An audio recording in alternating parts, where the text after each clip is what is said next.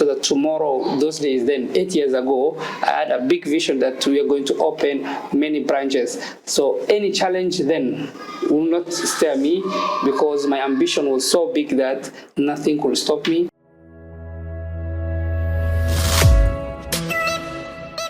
Welcome to Imam Shafi Group of Schools podcast, where we explore the journey, success, and the innovations in education within our esteemed institutions. I'm your host, Mr. Mohammed, CEO of Imam Shafi Group of Schools. This is my co-host, Mr. Rajab. Welcome to the show. Thank you so much, Mr. Mohammed, for having me here and giving me the pleasure to ask you questions about the great inspiration and the foundation of Imam Shafi Group of Schools. I appreciate you. Welcome. I'll take through you the stories, insight, interviews, in-depth discussions about the foundation and the growth of Imam Shafi Group of Schools. We will share the vision that to the creation of our schools, the challenges we have overcome, the remarkable achievements of our students and the staff. Whether you are a parent, educator, or simply as someone who is passionate about education, you will find valuable insights and inspirations in each episode. We are excited to have you join us on this journey. Mr. Rajab, let's get started. Okay. Yes, thank you so much, Mr. Mohammed. To start, what inspired you to start Imam Shafi Group of Schools from one school to group of schools? Alhamdulillah, first there was a dire need for quality education within our coastal region, specifically Mombasa. I saw there is a big gap, and as a young man, an entrepreneur, I thought, why not help the community, give what they want. They were yearning for schools that they have the Islamic foundations. Schools were there, plenty, but now we were having a different market where we want the Islamic madrasa and the schools combined. So we had a double system, two system within a system of 844. So most parents in the Muslim neighborhoods, they really welcomed. They wanted their children not to get only education and the basic education, but to be instilled in the Islamic values and the qualities as a good Muslim. At the same time, I wanted to solve the communal problems and the discipline, the drug issues through the weapon of education, so that the coastal people are able to get better lives. They're able tomorrow to go to universities. At the same time, at least to be near to God as a teacher or as an inspiring teacher. Our Prophet said that whoever teaches, you live long, because you leave behind great people. Yeah, that's true. When a person gets to learn about Imam Shafi, it is not just Imam Shafi, it is Imam Shafi Group of Schools. Many are wondering how many schools are inside Imam Shafi Group of Schools, and how did you manage to from one school to group of schools, and how many schools are there? How did you manage from one school to group of schools? Alhamdulillah, I was able, alhamdulillah, to manage a group of schools. First, it started with an idea. And that idea, when I was starting, I was inspired by a reputable school which is there. I congratulate my mentors, the Istiqamah Group of Schools, the likes of Habib, his brother, the Sultan. I tell you, thank you. You really mentored me in this industry. And then I saw their success, alhamdulillah, and I had a dream of having many branches. But every dream starts with maybe when you're starting. The day I started, it was in my head, fixed, and every morning I could write my goals to have many branches. Then, once you have a goal, anything that will help you along the way, we will do it.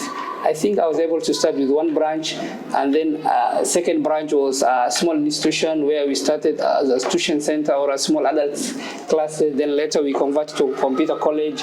Then from there, now I started now. Instead of starting schools, now we were really having another strategy, and we are going to come, and then we were able, many people could approach me and since I was having a burning desire to have more schools, anything that in front of me, either a school that is going to be sold, a school that is population has gone down, and the owner was either old or they were retiring, then I could capitalize. It was him exiting or them exiting the business, I coming in with fresh blood, with fresh vigor and determination to touch many people's lives. It is hard business, but God is there, alhamdulillah, and still you are there knocking doors and becoming a best group of schools, inshallah, in the near future, and we are almost.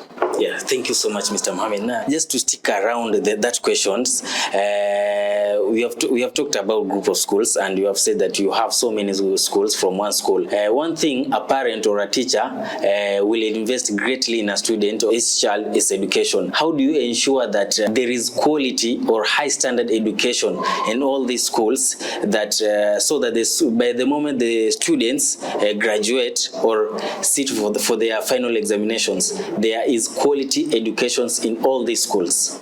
That's a great question. I think for us, we employ like strategies like empowering our teachers, recruiting great teachers, well-qualified teachers in all our schools, despite the challenge of fees, despite the challenge of student enrollment. Then, despite all this, my criteria was always I used to have qualified, trained teachers. Then from there, we could send them training. If there was some training that are going to happen in the locality, they could go, they get equipped. We sometimes do internal house trainings for our staff. Such a things were able to equip our teachers further, and then we could also control the way they teach, the way they give, and then that let us have at least quality education. We also care our parents, we listen to them, they tell us if there is a teacher or a place or a school has some issues, we immediately go, and this is an education, is a private institution, you have to serve your community and listen to them. I think such ways of closely working with the community and the parents, we're able to improve our standard, and we keep our teachers and our head teachers a standard to meet. And then they, mashallah, they're really trying their best and they're meeting. So those collaboration tactics and strategies, we are able to top up. And we were the youngest school that were performing well. The previous KCPE, now no longer it is there, but the KCPEs, we really improved, and we are one of the top schools in each locality, and we thank God. Just talked about quality education, and you have said that you have greatly invested in your teachers so that they can help you in achieving that. And there is one key factor that every investor has to put in mind, that is community, the surrounding. What have you done that the role played in the community in your schools? Does the community have some impact? I think as a social corporate responsibility, there's some initiatives we have done. At the same time, we consider our parents as the community, our community target, the target community. Our motto says that we move the community forward. So such a things I spearhead, I give them. Sometimes, they ask us a lot of some donations, we contribute. We really give them some talks. Sometimes we make them gather, at the same time educate them such an aspect. Sometimes also the community, like where we stay in Likoni, we provide paintings so that whenever there is a community, they have CPO, community-based organizations. We provide them little resources we have. We're not a giant, but we could paint them their walls, like the Sentikumi community that can attest what we say. Sometimes they ask us our buses, any other thing, we really contribute. So such a way we're at least giving the community something, but the major thing we're giving back to community is they are well-educated children, well-disciplined. That's our asset we're giving back to the community. That's a great inspiration. Let's talk about, for every business person or any entrepreneur, there are some challenges that one has to face to overcome, and many, let's say like not few, many lose hope on the way. What are some of the challenges that you faced at the beginning that made you almost to say, let me quit? What are some of the challenges? The challenges we have in the education sector is numerous, specifically in a third world countries like Kenya we are living. All entrepreneurs have huge mountain of challenges. And to name few of the challenges were maybe resources. Schools require intensive resources.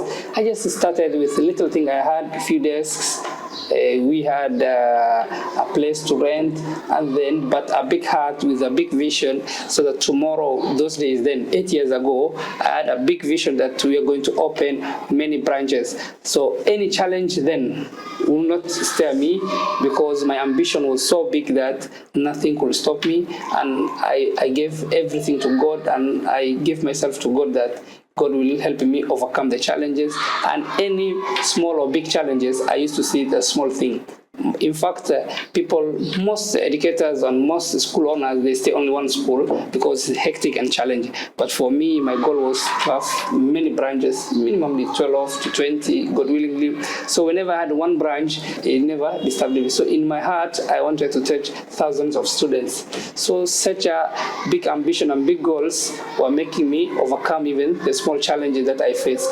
Lack of salaries, lack of few students. The school required a lot of resources in terms of renovation, in terms of buses, in terms of everything. But yet, all those things I was not seeing. I was seeing the success at the end of the line, at the end of the winning race. So Alhamdulillah, when I see 8 years back and now, I say, how did I did it? But it was God, and I thank God.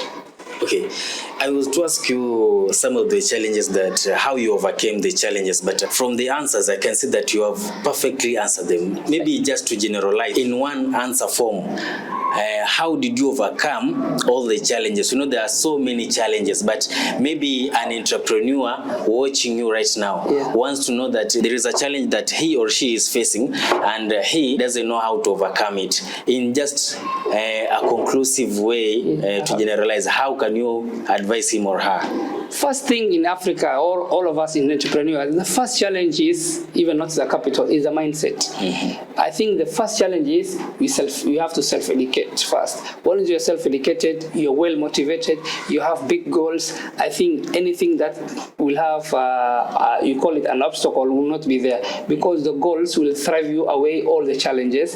At the same time, people want the quick solution. Oh, it's capital, it's the money. No, everything, the first thing is the mindset. After the mindset, anything that comes on your way, you're able to go and solve it. And then as an entrepreneur, we are there to solve the problem. So for example, personally, I solve myself. I used to convince myself that I have these goals and I'm going to achieve, whether I like it or not, then nothing will stop me. Second thing is I used to assemble resources, whether I lacked in terms of manpower, I used to hire, and then I solved the manpower. Where capital was limiting me, I could introduce my business partners. Then the partners allows us, they give us cash infusion to the business, and then we're able to get win-win. Yeah. You know, most people like to do it individualism. Individualism won't take you anywhere. So capital, we are Muslims, we are not supposed to go to banks. For us, purely, we did it, and it's a communal. I just proposed to family members. Whoever saw me, I had an ambition and a dream, were able to bank on me. Then I could get the capital, and then I could solve the small problem. From there, our major challenges like marketing, other things, I used to do it barely with my open shoes. I remember I used to go, I started the hardest or the challenges place, which is Likoni, and I was able, after God's help, we were able to make a great school. Now that school is Imam Shafi Integrated Likoni, is really having over 300 plus. We are looking for 400 students, and those days I could remember I could walk the first lands of Likoni, giving flyers, giving everything. Now technology is here. We have these studios, we have everything. Now we're able to reach to a lot of people. So I think challenges are there. Until we die, we have it. Then as an entrepreneur, you have to overcome and get away with those things. Yeah, I think that's a great inspiration. I can also become an educational entrepreneur if I'm not wrong. In every institution or any business organization, there is that negative impact. There is these cases. I don't know if you have experienced them, whereby the parents feel that there are some teachers or some pupils are not performing according to their expectations. So there is this demand that this teacher is not performing, so he has or she has to go. Have you ever faced that challenge? And if so, how do you manage this challenge? Yes, you know, any big organizations and small, we don't miss those small challenges. And part of life is you have to overcome any challenge. Until you die, challenges are there. You have to stay and you have to live with. I think it happens, some teachers, you know, in this profession, they are 90%, they're really good. But 10% will filtrate, they purport, or they have not that passion for teaching. We face numerous teachers. Sometimes some teachers can punish a student physically. Sometimes they do beyond what they are required to do. So sometimes also we say academically, some teachers are not performing. We're giving them targets, they don't meet, the parent is here. All the evidence shows that this teacher is not performing. We really amicably we send them. We tell them, you haven't made this and we really give you this. Could you look for something else? And then we part our ways in a positive way, knowing that this is work and this is what we are expected as a community. You listen more to the parent. Okay, we listen to the parent, yes, because they are the bosses of this education business, because you have to listen to your customer, but you don't just listen, you gather empirical data, everything. If those things are okay, yes. If the parent is wrong, we tell them, no, this is wrong, could you be this? Because we are not there. For us, we are guided by evidence and nothing just merely we wake up and then we listen. No, our teachers are also important to our institutions. We really respect them. But minimum, a teacher gets enough notifications. First warning, second, third warning. You know, you can't continue. A human being with brains can't have 20 warnings. It will be stupidity to have someone on your team. And the team, 80 to 90% are really performing. The bad element, you have to remove. They know themselves, they know it, and we are not shy away. Yes. Yeah. And talking about listening more to the parent, you know, when a person gets to learn about a group of schools, from my understanding, I learned that this is an expensive thing. There is a parent, his wish or her wish is to bring his child to you. But when he learns that it is group of schools, something that comes in his mind is that there is an expensive fee structure in your school. Is that true? Are you guys so much expensive that some parents cannot afford your fee? Wow, that's a great question. I really like the way you are also getting me out of the nutrients. Yes. Our fees are so abnormally affordable to masses. Yes. In fact, we say we provide quality education at affordable rates. All our schools, 90% to 99% of our parents are able. They are workers, they work hard, they hustle. We are not that category of schools that serve the high end of the echelon or the top end. Ours, we serve the lower middle class because our fees, they can afford, 90% can afford. I think that one serves your question. It's affordable schools. In fact, besides that, as a way of moving the community forward, we sponsor students who are bright students, who are willing, who are working hard. If parents are having challenges in terms of fees, we are partners, we care a lot, we listen, we give the parent this squeeze the time to pay, to have a payment plan. Such initiatives, other schools are rigid, but for us, we really listen a lot and we care the parent. Yeah, I think that's a great inspiration. And basing on that, can you share a success story behind Imam Shafi Group of Schools? What have you achieved? Alhamdulillah, we really achieved a lot since we started 8 years back. The last 4 or 5 years, we were really topping in all our zones. We are having good positions that people were not expecting a young school to perform. Some of our students were almost, we haven't gotten, I think we only got 1 mark away from 400 marks in our primaries. Our secondaries, we could get Bs. Alhamdulillah, a young school that was just started the other day. Since we also acquired other schools, we are able to improve. Every school we take over, the grades were going up. In every zone, we were really competitive school. I think we produce a lot of students. Some are in university, some are doing technical courses for high school students. For our primary students, 80% are going to big schools that are national schools, others are inter-county schools, and others are also learning in prestigious schools. And we are proud to say that we really have produced great students. I would like to appreciate my best teachers who are here, who have started with us, just to say them thank you for all your efforts you have done. The teachers who went, the teachers who started with us, there are those who are with us now, there are those who left. All of them who are making a mark within our schools. Okay, thank you so much, Mr. Mohammed, for having me around the Imam Shafi premises. It's a great honor. Thank you so much. Welcome.